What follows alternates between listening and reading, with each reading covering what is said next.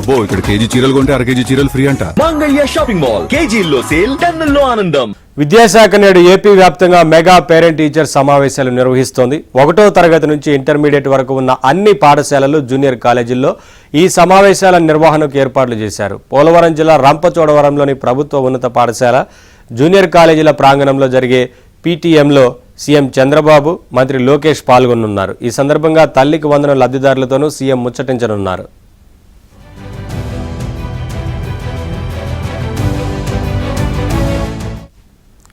ఉదయం 9 గంటలకు సమావేశాలు ప్రారంభిస్తారు. విద్యార్థులతో పాటు తల్లిదండ్రులు కూడా మధ్యాహ్న భోజనం అందించేలా ఏర్పాట్లు చేశారు. కాగా పోలవరం జిల్లా ఆవిర్భావం అనంతరం ముఖ్యమంత్రి చంద్రబాబు, మంత్రి లోకేష్ తొలిసారిగా రంపచోడవరం వస్తున్నారు. పర్యటన కోసం లోకేష్ గురువారమే రంపచోడవరం చేరుకున్నారు.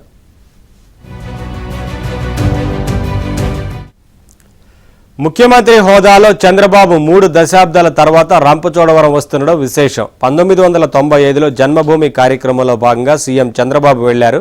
తర్వాత 1-2 పర్యాయాలు ఎన్నికల ప్రచార సభలకు మినహా సీఎం హోదాలో రాలేదు. దీంతో ఆయన తాజా పర్యటనపై గిరిజనులు ఎన్నో ఆశలు పెట్టుకున్నారు. తమకు ప్రయోజనం కల్పించేలా సీఎం వరాలిస్తారనే ఆశతో ఎదురు చూస్తున్నారు.